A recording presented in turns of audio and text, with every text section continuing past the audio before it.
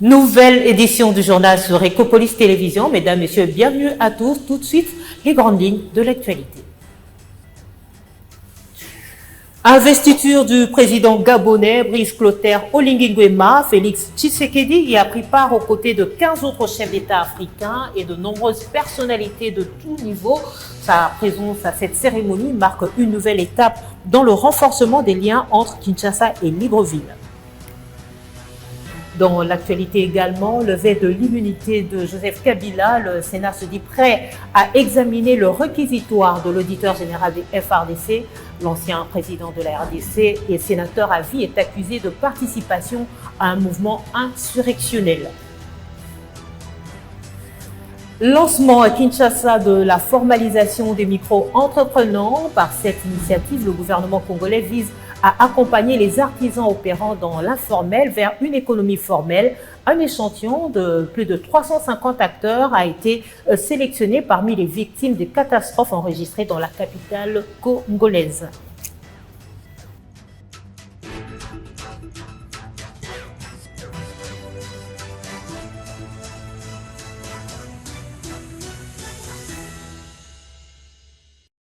Le Gabon tourne une page de son histoire politique. Brice Clotaire Oligui Nguema a prêté serment samedi 3 mai dernier à Libreville. Président de la République Félix-Antoine Tshisekedi Tshilombo a assisté à cette cérémonie d'investiture de son homologue gabonais. Il était accompagné de la première dame Denise Nyakero. L'un des moments forts qui ont marqué cette cérémonie était la standing ovation qui a suivi l'arrivée et la présentation du couple présidentiel congolais accueilli en hôte de marque. Retour en images. Reconnu comme le temple du football local, le stade de l'amitié sino-gabonaise du quartier Ngonje de Libreville a célébré ce samedi le retour à l'ordre institutionnel du Gabon. Et pour participer à cette fête voulue de la Renaissance, 15 chefs d'État africains ont fait le déplacement de Libreville ainsi que plusieurs délégués de haut niveau venus d'Afrique, d'Europe, d'Asie et d'Amérique, à l'instar du conseiller Afrique de Donald Trump, M. Massad Boulos. Arrivé ce samedi matin, le couple présidentiel de la République démocratique du Congo était bien installé à la tribune d'honneur après le tour d'honneur. 3 moments forts ont marqué cette cérémonie, à savoir la prestation solennelle de serment, le rituel officiel et traditionnel de prise de pouvoir et le discours d'investiture du président élu. Au cours d'une brève audience de la Cour constitutionnelle de transition, le président élu a prononcé le serment de fidélité et de loyauté aux lois de la République. Le premier président de la Ve République a pris l'engagement de sauvegarder les acquis de la démocratie sous les acclamations d'une population liesse.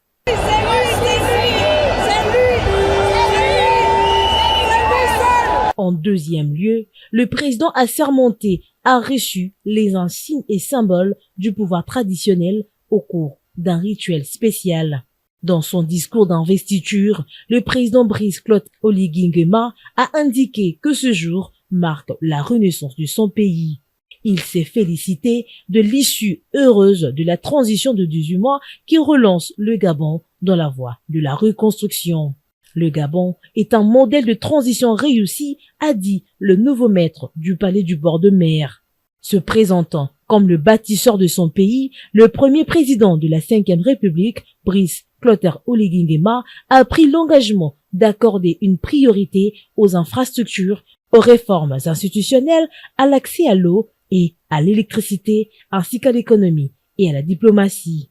Il s'est félicité de la levée des sanctions d'exclusion de l'Union africaine qui frappaient son pays et a promis de lutter contre la corruption. Élu avec 94,85% de voix à l'élection présidentielle du 12 avril dernier, Brice Oligui Nguema, 50 ans révolus, troque son treillis de militaire pour un costume de bâtisseur. C'est une autre page de l'histoire gabonaise qui s'est ouverte ce jour. Retournons en République démocratique du Congo pour parler du 42e Conseil des ministres. C'est le président de la République, Félix-Antoine Tshisekedi, qui l'a présidé vendredi à la Cité de l'Union africaine. Outre la communication du chef de l'État, les dégâts causés par les dernières pluies ont retenu l'attention du gouvernement ainsi que du père de la nation. Et à l'issue de cette grande messe décisionnelle, des mesures ont été arrêtées pour la prise en charge des sinistrés. Images et commentaires.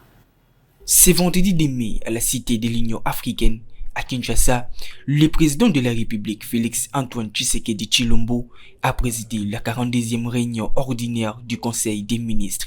Outre la traditionnelle communication du chef de l'État, cette réunion hebdomadaire du gouvernement a abordé la question relative à la situation sécuritaire, humanitaire et épidémiologique dans le pays. Au cours de cette réunion, le Conseil a également suivi un exposé du ministre d'État en charge des infrastructures et travaux publics concernant le dégât qu'a occasionné la pluie du 1er au 2 mai sur les réseaux routiers de la ville de Kinshasa. Quant au ministre de la Formation professionnelle et métiers, il a présenté un projet de signature d'un protocole d'accord entre son ministère et le programme de désarmement, démobilisation, relèvement communautaire et stabilisation. Sécurité à présent, la première ministre Judith Suminwa Tuluka a accueilli vendredi 2 mai dernier à l'aéroport international de Njili à Kinshasa la première vague des militaires et des policiers congolais avec leurs dépendants. Ces derniers avaient trouvé refuge dans les bases de la MONUSCO à Goma lors de l'entrée des terroristes du 1-23 dans la ville. Dès leur descente de l'avion, l'on pouvait déceler le soulagement qui les animait en retrouvant Kinshasa en hommes libres. Suivez. Les gouvernements congolais est très déterminé pour l'opération d'évacuation des militaires qui ont été protégés entre les mains de la MONUSCO pendant 3 mois dans la ville de Goma. C'est dans cette optique que la première ministre Judith Suminwa Tuluka, accompagnée du VPM de la Défense nationale, Gukabo Momwadi-Anvita, ainsi que du chef d'état-major général des FARDC Jules Banza, ont accueilli chaleureusement vendredi 2 mai le premier groupe des FARDC qui était arrivé à Kinshasa. Prenant la parole, la chef de l'exécutif national a salué l'implication du comité international de la Croix-Rouge qui s'est porté volontaire dans l'évacuation des militaires en provenance des zones en proie à l'insécurité dans la partie orientale du pays, précisément à Goma. Judith Suminwa les a également félicités pour avoir résisté face aux hostilités, tout en rassurant du soutien tous azimuts du gouvernement central pour assurer leur prise en charge complète. De son côté, le VPM de la Défense nationale, Gukabo Momwadi-Anvita, a donné des instructions claires et nettes pour que tout se passe dans les normes requises. Ces éléments des FARDC ont bénéficié de la protection de la mission onusienne, ensemble avec leurs familles, à la suite des combats entre les terroristes de l'AFC 1-23, soutenus par leur parrain le Rwanda, avec les forces loyalistes.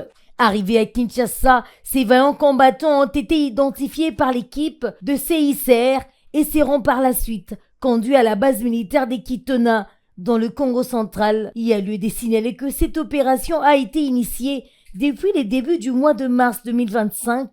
C'est la première d'une série de retours groupés sous l'implication du gouvernement congolais à la tête, le commandant suprême des forces armées de la République, Félix-Antoine Tshisekedi. Et dans le chapitre de la justice, la levée des immunités du sénateur à vie, Joseph Kabila, par le Sénat reste d'actualité.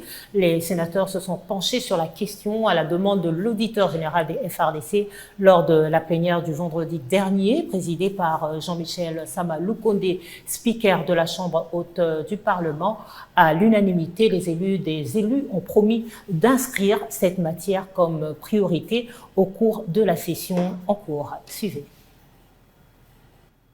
La plénière de ce jour s'est également penchée sur le projet de loi portant prorogation de l'état de siège sur une partie du territoire de la République démocratique du Congo, à savoir Nord Kivu et l'Ituri. À propos de la validation de pouvoir de 8 élus sénateurs et du suppléant de l'honorable Loumanou, la commission PAGE a été désignée pour procéder à l'étude préalable des dossiers des concernés. L'économie du projet de loi portant prorogation de l'état de siège sur une partie du territoire national a été donnée à l'Assemblée plénière du Sénat par le ministre d'État, ministre de la Justice et garde des Sceaux, Constant Mutamba Tungungwa, qui a présenté les 3 articles le composant, dont l'autorisation de la prorogation de l'état de siège, l'abrogation de dispositions antérieures entrées en vigueur de la loi. Après l'examen de cette loi, sur 75 sénateurs ayant pris part au vote, 73 se sont prononcés pour, aucun contre et 2 abstentions. Par conséquent,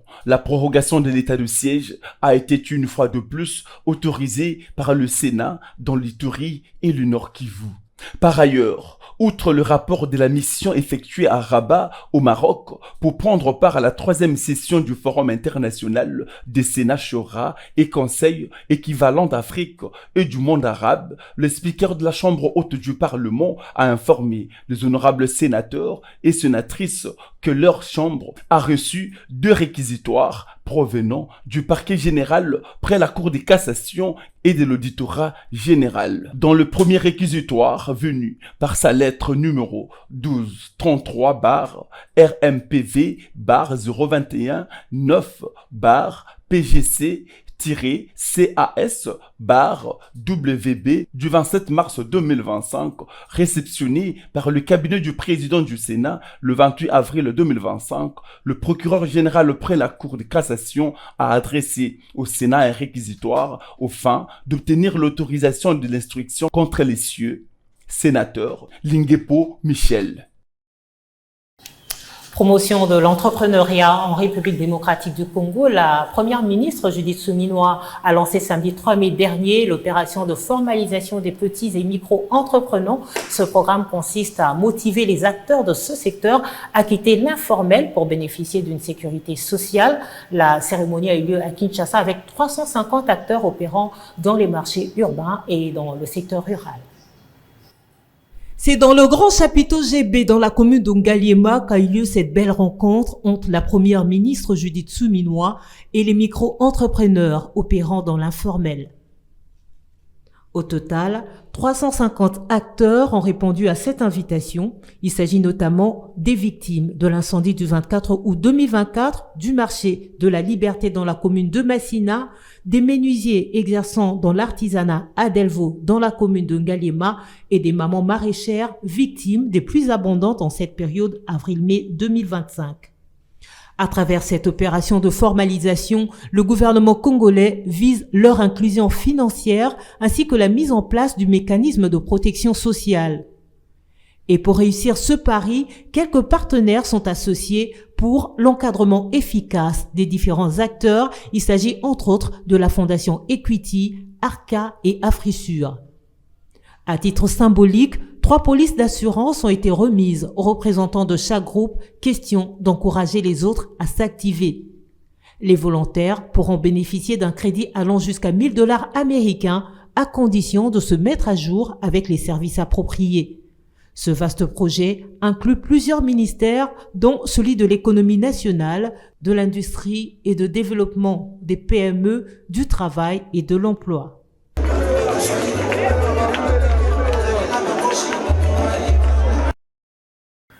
Allez, on passe au sport. On commence avec le football. La RDC et le Ghana se sont neutralisés par 1 but partout. C'était le vendredi 2 mai au New Suez Stadium d'Ismaïlia en Égypte pour le compte de la première journée du groupe C de la CAN U20 2025. Les Congolais se sont bien comportés pour cette première sortie devant l'une des grandes de ce tournoi dans cette catégorie. Commentaire.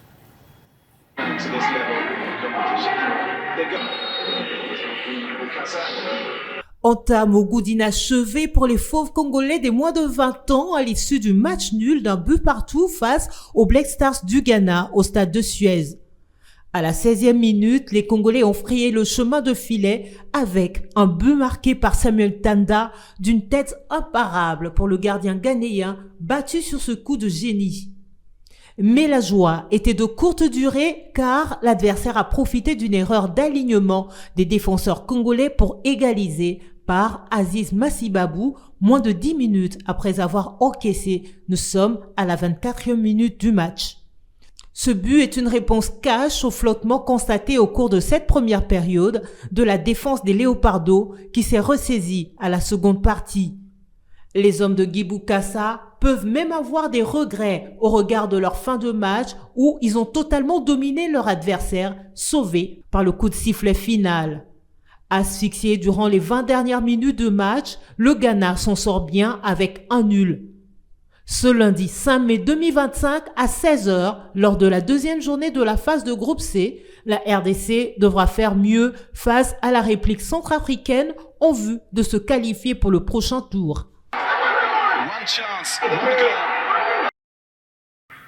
Championnat d'Afrique des Nations de lutte Maroc 2025, on en parle aussi. Les rideaux sont tombés le dimanche 4 mai à Casablanca au Maroc. Après 7 jours de compétition, les lutteurs congolais terminent le tournoi en raflant 17 médailles, dont 4 en or, 2 en argent et 11 en bronze. Une fierté qui mérite un accompagnement sûr. Fortuné Fossa.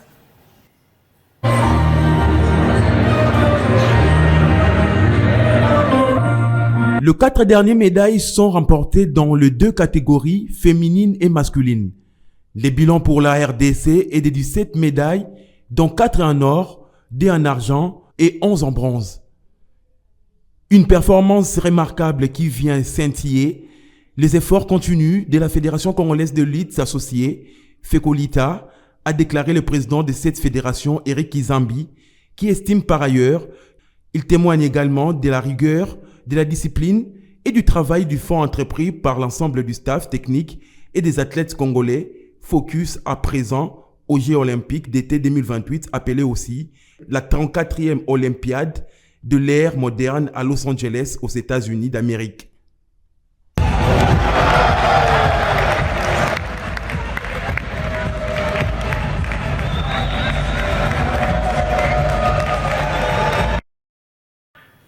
Voilà, fin de ce journal sur Ecopolis Télévision. Merci de l'avoir suivi. Vous pouvez également suivre ce journal sur YouTube si vous l'avez raté. À très bientôt.